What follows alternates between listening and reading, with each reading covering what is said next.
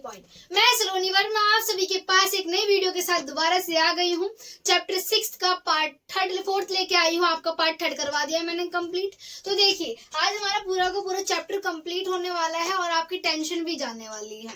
आपके पेपर नजदीक आ गए हैं। आपके पेपर को मद्देनजर रख के वीडियो बनाई जा रही है जो कि आपके लिए बहुत ज्यादा ही बेनिफिशियल होगी। तो देख लेते हैं हम किन किन चीजों को कवर अप करने वाले हैं आज। तो देखिए चैप्टर का नाम भक्ति सूफी परंपराएं है। चैप्टर में क्या कंप्लीट करने वाले हैं, इसमें हम खान मोइनुद्दीन चिश्ती की जो है दरगाह क्यों प्रसिद्ध थी इसके बारे में जानेंगे। इसके बाद हम जानेंगे सूफी संत का राज्य के साथ किस प्रकार के संबंध है। सूफी संत थे जो कि इस्लाम धर्म में सुधार करने के लिए थे, जो कि ऊनी वस्त्र धारण करते थे। जैसे हमारे में संत होते हैं भक्त, है ना, भक्त वाले संत होते हैं, ठीक है, भक्ति संत होते हैं। इसी प्रकार से इस्लाम धर्म में सूफी संत होते हैं। तो आप ये समझ सकते हैं कि इस्लाम धर्म में सूफी संत जो है उनके किस प्रकार के संबंध थे राज्य के साथ। तो ये हम जानने वाले हैं। फिर हम जानेंगे कबीर दास जी के बारे में, उनकी जीवनी के बारे में विस्तार से वर्णन करने वाले हैं। उसके बाद हम बाबा गुरु नानक जी के बारे में जानेंगे और इसी प्रकार से हम मीराबाई जी के बारे में जानने वाले हैं। स्टेप बाय स्टेप हम सब कुछ क्लियर करते चलेंगे। तो देखिए खान मोइनुद्दीन चिश्ती की दरगाह प्रसिद्ध क्यों थी, इसके कारण जान लेते हैं। यह दरगाह शेष सदाचारिता और धर्म निष्ठा तथा राजसी मेहमानों द्वारा किए गए आश्रय के कारण लोकप्रिय थी। इसमें क्या है, जो आप ये बोलते हैं शेख हैं, उनकी सदाचारिता, वो बहुत ही सरल व्यक्ति थे। वो ज्यादा दिखाते नहीं थे कि वो महान है या अपने आप को भगवान के समान कभी दिखाने की उन्होंने चेष्टा नहीं की। उनकी जो धर्म निष्ठा थी, यानी धर्म को लेकर उनकी जो निष्ठा थी, उसके कारण तथा उनकी राजसी मेहमानों यानी मेहमानों के लिए उनके जो आदर थे, मेहमान नवाजी की जाती, इसलिए दरगाह बहुत ज्यादा ही लोकप्रिय थी।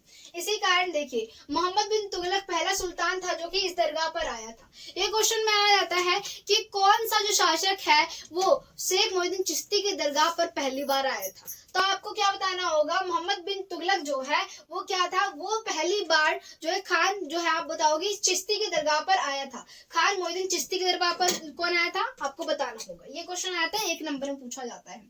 सुल्तान गियासुद्दीन खिलजी ने यहाँ पर पहली बार इमारत बनवाई थी, है ना। आप ये समझ लिए यह दरगाह गुजरात तथा दिल्ली, क्या गुजरात तथा दिल्ली को जोड़ने वाले व्यापारिक मार्ग पर स्थित थी।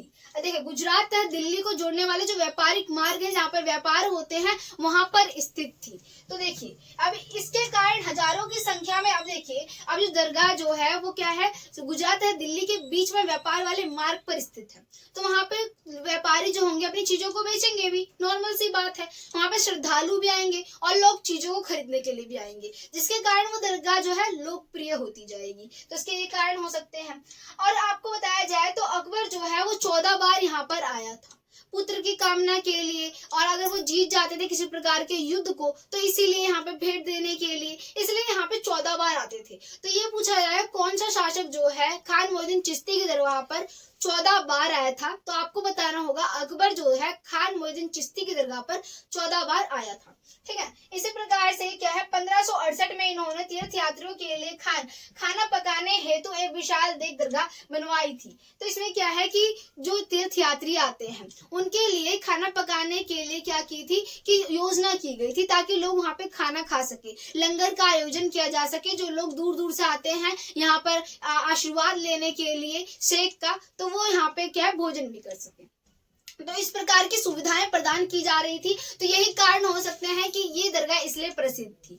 तो ये कारण है आपको बताने होंगे। अब सूफी संतों का राज्य के साथ संबंध, जो सूफी संत थे कभी भी कुछ मांगते नहीं थे, वो कभी भी कुछ मांगते नहीं थे। अगर राज्य देना चाहता था, अगर राजा शासक देना चाहता था सूफी संतों को कुछ, तो वो उसे मना भी नहीं करते थे, उसे ले लेते थे, परंतु उसे वो संरक्षित करके नहीं रखते थे, यानी उसका संरक्षण करके नहीं रखते थे। उसका उपयोग वो लंगर के लिए या फिर सामान के लिए, किसी भी चीज के लिए उपयोग कर लेते थे, परंतु वो स्वयं पर उसका उपयोग नहीं करते थे सूफी संत। तो आपको ये पता चल रहा है कि उन्हें किसी प्रकार का लोभ लालच नहीं था। सूफी संतों को उन्होंने कभी मांगा नहीं किसी चीज को, अगर कोई दे रहा है तो उन्होंने उसे नकारा भी नहीं। उसका उपयोग सभी अनुयायियों के लिए करते थे ताकि सभी अनुयायी को बराबर बराबर चीजों को बांट सके, सही प्रकार की सुविधाओं को, सुख सुविधाओं को उन्हें उपलब्ध कराया जा सके। तो आप ये समझ रहे हैं उन्हें किसी प्रकार का लालच नहीं था। तो आपको इसके बारे में बताना होगा। और ये देखिए जो राजा होगा वो किसी भी सूफी को किस लिए देना चाहेगा? कुछ भी, ताकि जो लोग हैं, जो जनता का समर्थन प्राप्त करने के लिए शासक ये किया करते थे। जिस प्रकार से नेता करते हैं जनताओं को कुछ सुख सुविधाएं देके, इसी प्रकार से प्राचीन समय में भी शासक ये क्या करते थे, ये सूफी संत हैं, जो साधु हैं, जो लोकप्रिय हैं, उनके पास चले गए, जिसके द्वारा जो उनके भक्त होंगे वो खुद ही उनके पास आ जाएंगे। तो ये कारण होते थे। अब देखिए, अगर हम कबीर दास जी की बात करते हैं तो कबीर दास जी जो है उनका जन्म काशी में हुआ था। कबीर दास जी का पालन पोषण जो है नीरू और नीवा नामक जुल्हा दंपत्ति ने किया था। पहली बार नीरू और नीवा ने जो है इन्हें नहर तारा नदी के पास डूबते हुए देखा था, नवजात स्थिति में। और फिर उसके बाद जो नीरू और नीमा है उनके पास जो है संतान नहीं थी, वो संतान रहित थे। उन्होंने कबीर जी को अपने घर ले गए, उनका पालन पोषण किया और उन्हें अपना पुत्र स्वीकार कर लिया। आप देख रहे हो कबीर जी का जन्म जो है, उनका जीवन किस प्रकार से संघर्षों से भरा हुआ जीवन है। कबीर जी ने जो है एक ईश्वरवाद का समर्थन किया। उन्होंने बोला ईश्वर एक है, भले ही ईश्वर के नाम अलग अलग हैं। कोई अल्लाह बुलाता है, कोई राम बुलाता है, कोई कृष्ण बुलाता है, लोग जो है अलग अलग नामों से बुलाते हैं, खुदा बुलाते हैं, परंतु ईश्वर एक है। लोग इस चीज को समझ नहीं पाते हैं और इसी चीज को लेकर दंगे फसाद किए जाते हैं। जो कबीर जी हैं वो बहु ईश्वरवाद के विरोधक थे। वो जो बाहरी आडंबर थे, इन सब चीजों के विरोध करते थे। जाति व्यवस्था का विरोध करते थे। वो जाति व्यवस्था को नहीं मानते थे। वर्ण व्यवस्था का विरोध किया कबीर जी ने। मूर्ति पूजा का विरोध किया कबीर जी ने। उन्होंने नाम और सिमरन को बढ़ावा दिया, यानी नाम और सिमरन को बढ़ावा दिया। इस पे बल दिया कि नाम और सिमरन करो, इसके द्वारा तुम ईश्वर की प्राप्ति कर सकते हो। उन्होंने बोला ईश्वर का कोई आकार नहीं है, ईश्वर निराकार है। ईश्वर एक इंसान में बसता है, ईश्वर कण में बसता है, ईश्वर पानी में बसता है, ईश्वर कण कण में पृथ्वी के बसता है। तो ईश्वर को आप किसी प्रकार का आकार मत दो, ईश्वर की वंदना करो, उसकी आराधना करो। और उन्होंने बोला कि भाईचारा है उसे बढ़ाया जाए, ये चाहते थे। तो आपको कबीर जी के बारे में बताना हो, उनकी जीवनी के बारे में। 15वीं शताब्दी में कबीर जी भारतीय इतिहास के महत्वपूर्ण इतिहासकार बन के उभरे। और कबीर जी एक भक्त ही नहीं थे, वो एक समाज सुधारक भी थे। आप कह सकते हो समाज सुधारक, क्योंकि उन्होंने आडंबरों को दूर करने में, वर्ण व्यवस्था की इन क्रूरतियों को दूर करने में, हिंदू धर्म में तथा इस्लाम धर्म में, सभी धर्मों में जो क्रूरतियां थी उन्हें दूर करने का बहुत ही प्रयास किया था, उसका डटकर सामना किया था। इसलिए कबीर जी को समाज सुधारक की उपाधि भी दी जाती है। तो चलिए कबीर जी के बारे में, हम उनकी जीवनी के बारे में जाना तो उनके कुछ दोहे को भी जान लेते हैं। बड़ा हुआ तो क्या हुआ जैसे पेड़ खजूर, बड़ा हुआ तो क्या हुआ जैसे पेड़ खजूर, पंछी को छाया नहीं फल लागे अति दूर। चाहे हम जितने भी बड़े हो जाए, अगर हम किसी गरीब की मदद नहीं कर सकते तो हमारा बड़ा होना किसी भी लाभ के लायक नहीं है। हम किसी भी पद पे कितने ही बड़े क्यों ना हो जाए, अगर हम किसी की सहायता नहीं कर सके तो इससे कोई बेनिफिट नहीं है हमारे लिए। बुरा जो देखन मैं चला बुरा न मिलिया कोई, बुरा जो देखन मैं चला बुरा न मिलिया कोई, जो मन झाका आप ना मुझसे बुरा न कोई, जो मन झाका आप ना मुझसे बुरा न कोई।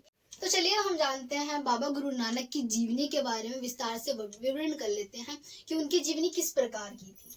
तो देखिए, बाबा गुरु नानक का जन्म अगर बात आती है तो बाबा गुरु नानक का जन्म जो है बाबा गुरु नानक जो है वो 1469 से लेकर 1539 का जन्म एक हिंदू व्यापारी परिवार में हुआ था।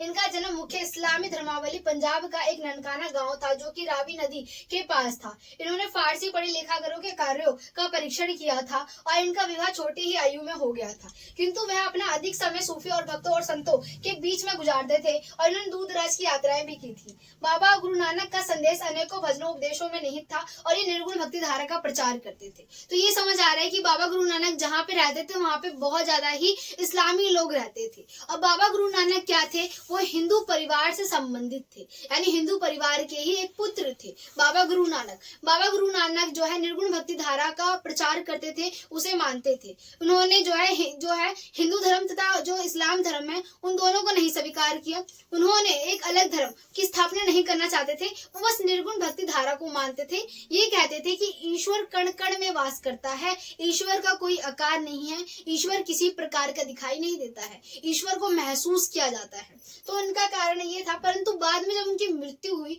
तो उनके अनुयायियों ने एक नए धर्म की स्थापना कर दी तथा उसका एक अलग सा चिन्ह बना दिया। तो इससे क्या है कि पंजाबी धर्म यानी सिख धर्म की स्थापना हो गई। बाबा गुरु नानक जी जो है वो अलग धर्म की स्थापना नहीं करना चाहते थे, ये समझ आ गया। तो वो अपने विचारों को जो है शब्दों के माध्यम से क्या करते थे, प्रस्तुत करते थे, ये समझ लीजिए इसके अंतर्गत। अब चलिए हम जानते हैं मीराबाई जी के बारे में। तो देखिए मीराबाई जी जो है वो 15वीं से लेकर 16वीं शताब्दी में जो है वो एक राजकुमारी थी मेड़वा जिले की। क्या मेड़वा जिले की जो है वो मीराबाई जी जो है राजकुमारी थी।